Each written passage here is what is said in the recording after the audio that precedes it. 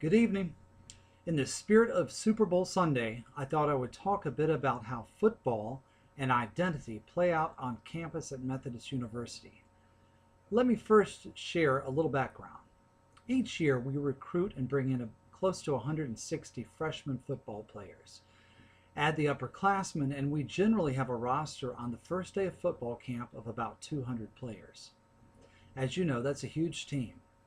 In fact, to address this, we created a JV team that plays about 5 times a year. However, prior to arriving on campus, most of these young men dreamed of playing college level football. They were not talented enough for Division I and didn't get offered a scholarship at a Division II school, so they committed to Methodist, a Division III football program that offers no scholarships. Many of these young men are first generation students and come from Florida.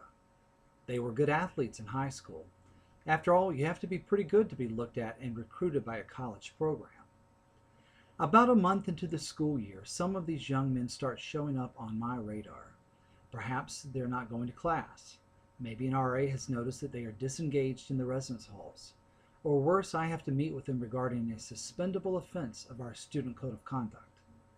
Regardless of the circumstances, there is a striking similarity to the stories they share with me. They were a star back home on their football team. They were popular, and the girls noticed them.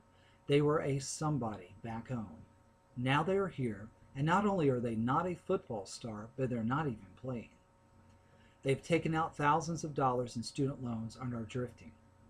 The identity that gave them strength and defined who they were in high school was practically erased overnight. Looking at Erickson's Stage 5, I'm often witnessing students struggling with extreme identity diffusion, or as it is more clearly phrased, identity confusion. Although a college degree should be their primary goal, their goals for playing football have changed, and generally it was not their choice.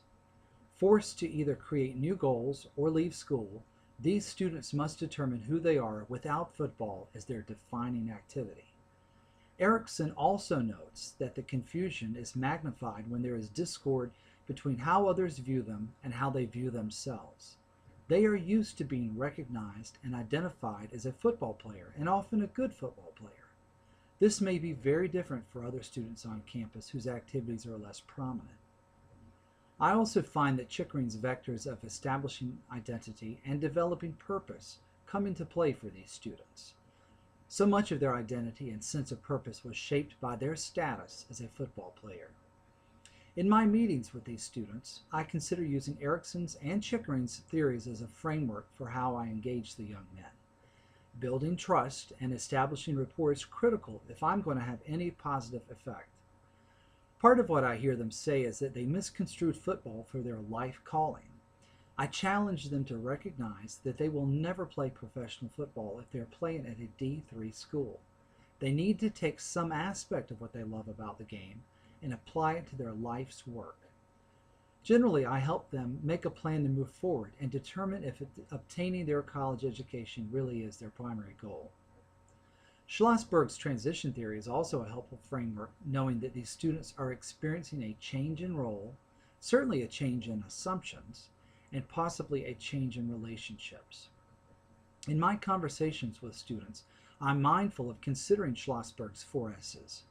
Generally, I'm looking to help the student identify the support network that they are aware of, but also to help them identify other areas of support on campus in which they may not be aware.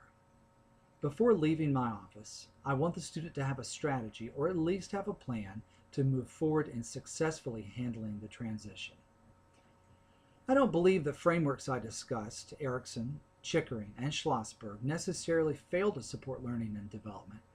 The only shortfall, which is unavoidable with any theory, is that there is no formula that will work for every student when helping them move through different phases of development. Recognizing that theories are just that, a framework, puts the onus on the administrator or counselor to use theories as tools for identifying the developmental stages or needs that the student may be facing. It's then incumbent upon the practitioner to help the student realize that they are struggling or troubled and help them acknowledge that they are not thriving in the ways they want to. Part of the challenge is to connect with the student on an emotional level so that they will feel compelled to make a change. It is their college experience, and ultimately it is they who have to approach college differently if they want different results. Have a good night, everyone.